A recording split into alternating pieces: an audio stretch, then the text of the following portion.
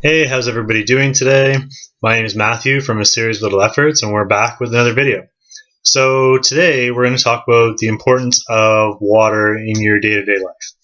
I'm sure everybody has heard about, your doctor or whatever telling you drink more water, but we're really going to kind of break it down today.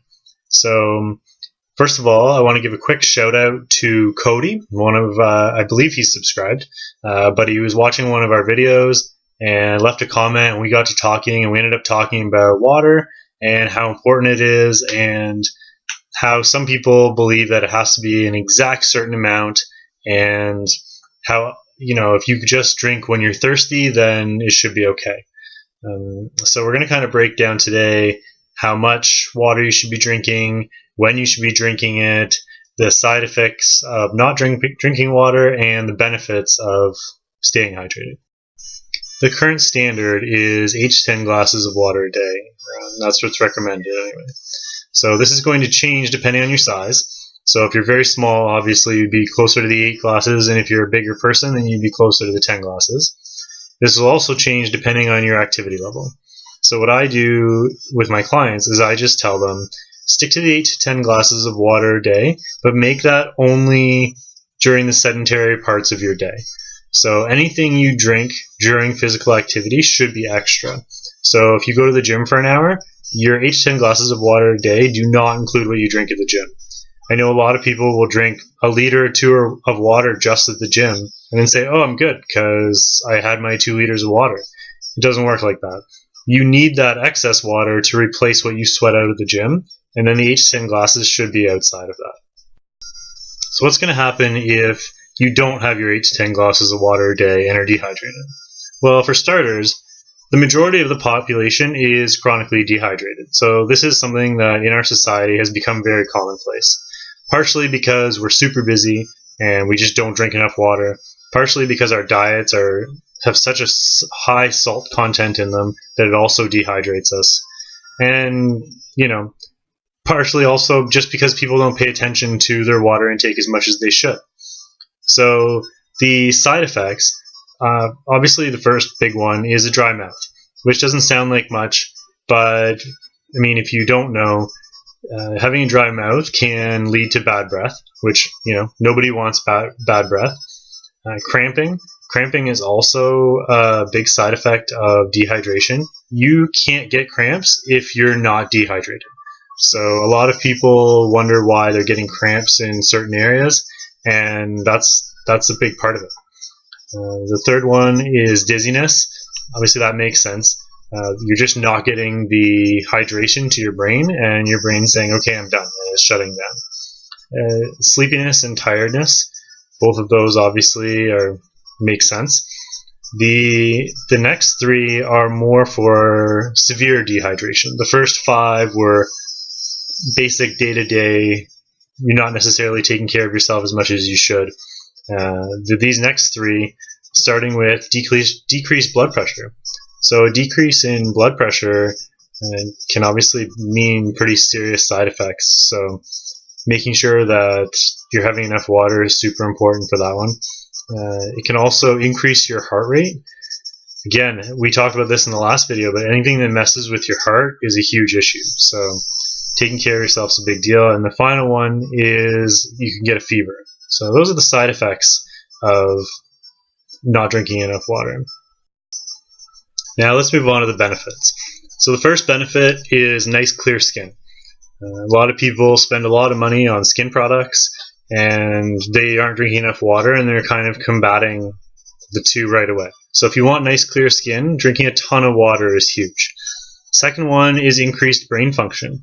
We talked about in the negatives of being, the side effects of not drinking enough water, the idea of headaches and the brain not functioning properly.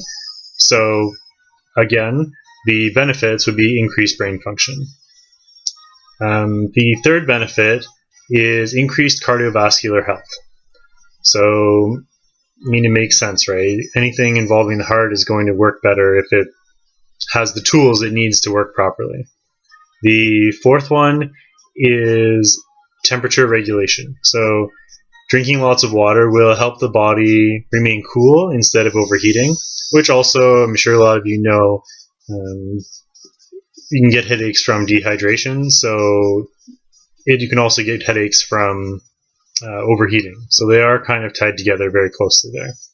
The fifth one, right? Yeah, the fifth one is joint and muscle mobility. So dehydration will make you very stiff, both in the joints and in the muscles. Anyone who's trying to be active, which I'm sure most of you, if you're watching this video, you take pretty good care of yourselves. So that's a big one. You want to be mobile, you want to be able to move around properly, you want to be strong. You got to make sure that those muscles and joints are all hydrated as well. It's not just your head. And the last one is water is a great cleanser. It really will flush any toxins out of your body. So being dehydrated and keeping those toxins in your body is a big deal. You really want to be able to make sure that everything gets flushed out. But also, obviously, make sure you have regular bowel movements and go to the washroom on a good schedule. The final thing I want to talk about is kind of that next level in terms of training. So a lot of you will know I myself has been a triathlete for years, and I've trained a lot of triathletes. So anyone who's into the endurance sports, or say you're playing team sports where you're outside a lot and dehydration is an issue, you really want to make sure that you're obviously staying hydrated, but you want to make sure that you're not losing too much weight because of it.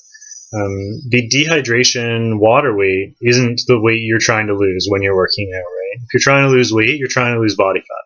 If you're losing water, you need to replace that water. So especially for triathletes, I know, we used to have up to 8-hour bike rides while we were training. We used to call it a survival ride. So if you're doing a multi-hour training event, whatever it may be, what you want to do is make sure you weigh yourself before you go in, and then weigh yourself when you're finished, and take that weight difference. So say I weighed 210 going into my bike ride, and I come out and I weigh 208, I lost 2 pounds. What I need to do then is double that and have 4 glasses of water. So those 4 glasses of water will help replace the water that I lost during my bike ride. This is super important. It's one of those things that most people don't do, and they're like, oh, I lost a couple pounds, but they don't replace the water. Keep in mind that this does not, even if you were drinking throughout the workout, these extra 4 glasses of water do not count as part of your 8 to 10 per day. So if you are doing something that strenuous that you're losing that much body weight, really make sure you're very careful to replace those fluids, because if you don't, when you go to work out the next day, your body's going to pay for it, and you're at risk of hurting yourself, either in terms of dehydration or in terms of actual injury. So keep that in mind. All right, that's about it for today. I'm just going to leave you with one last quick tip. I know there's a lot of online quizzes trying to tell you whether or not you're dehydrated. The best thing that I can tell you is no matter what you're doing or where you are, if you're watching this video right now, you can do it. Do you have a water bottle within arm's reach? If you don't have a water bottle within arm's reach, you are probably clinically dehydrated and you need to drink more water. Mine is right here. So I've always got it on me. I try not to drink it while I'm making the actual video, but even between cuts, I guarantee you I'm drinking a ton of water. And people ask me all the time how I drink so much, but you get used to it. Your body adapts. And yes, you will probably have to go to the washroom a little bit more than you're used to when you first start increasing your water intake. But once you get to a normal level, it becomes normal, and you go back down to only, your body uses the water properly and when it needs to, knowing it's going to get more. And you'll be back on a regular bathroom schedule as well. So thank you very much. Thanks for watching. I hope you enjoyed it. I hope you learned something. If you don't mind, like, comment, and subscribe. If you have any questions, please leave them down below. Click that like button for me, and we will see you again soon with another video. Thanks, guys. Have a great day.